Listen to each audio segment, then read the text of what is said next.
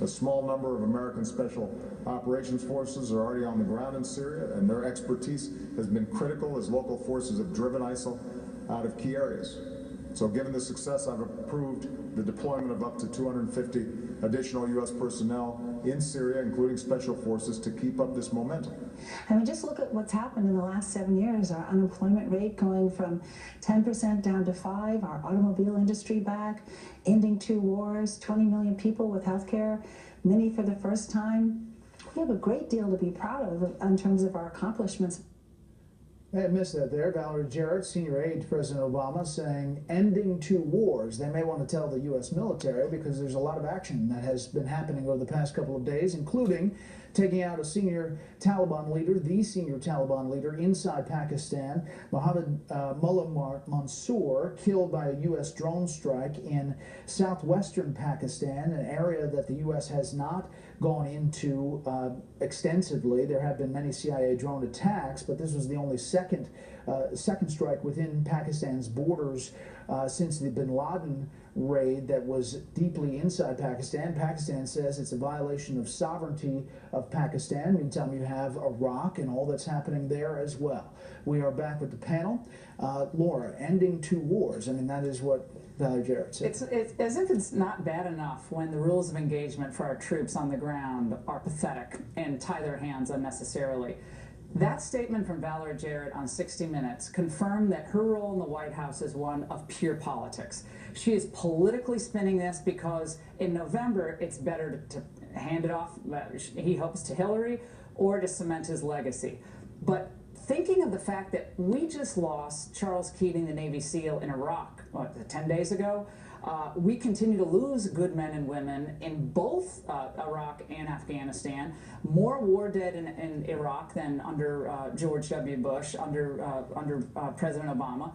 And it's dismissive, it is tone deaf, but it is pure politics. And with our military and everything they've done in very difficult circumstances, spinning this as a political success story at a time like this where everything's collapsing, really, in every country, is just, it does take your breath away, although it shouldn't at this point. He sent more troops in to Iraq, obviously had the big surge in Afghanistan. 75% of the U.S. military deaths in Afghanistan under President Obama in Afghanistan, Julie. But, you know, you talk to the families, those people on the front lines are in combat. Absolutely. And, you know, yes, the U.S. footprint in Afghanistan and in Iraq looks different than when the president inherited. That is undisputable.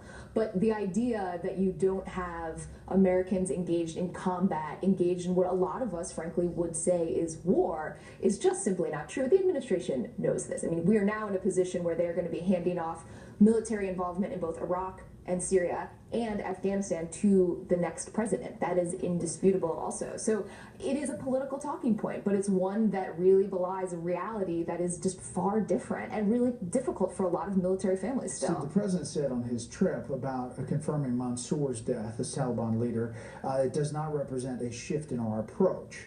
However, going after a Taliban senior leader, this is what Hillary Clinton wrote in her book about the Taliban. As a first step, we agreed to begin working with the United Nations to remove a few key Taliban members from the terrorist sanctions list, which imposed a travel ban. Soon the UN Security Council agreed to split the Taliban and al-Qaeda lists and treat them separately, a direct manifestation of the distinction drawn in my speech, Hillary Clinton's. Now we had a secret channel to the Taliban leadership that appeared genuine and might one day lead to a real peace talks among Afghans. This is the effort by the administration, Chief Secretary of State, to interact with the Taliban. Extraordinary. I mean, I would say the president deserves credit for hitting Mullah Mansour in Baluchistan. It's good. I'm glad he did it. He deserves to be dead.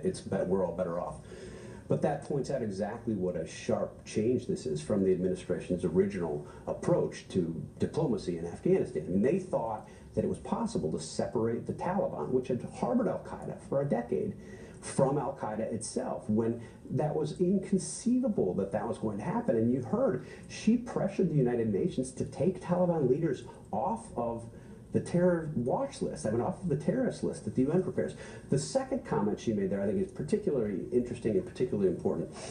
The secret channel that she was talking about was a person named A-Rod, who was close to Mullah Omar, the former Taliban leader. This is somebody that the Clintons' team was working with extensively to try to make this diplomacy happen. It turns out, we've learned from the bin Laden documents, that he was corresponding directly with Osama bin Laden's top deputies, reporting, we think, on the conversations that the Taliban was having with the U.S. I mean, it's pretty extraordinary how much of a failure this has turned out to be.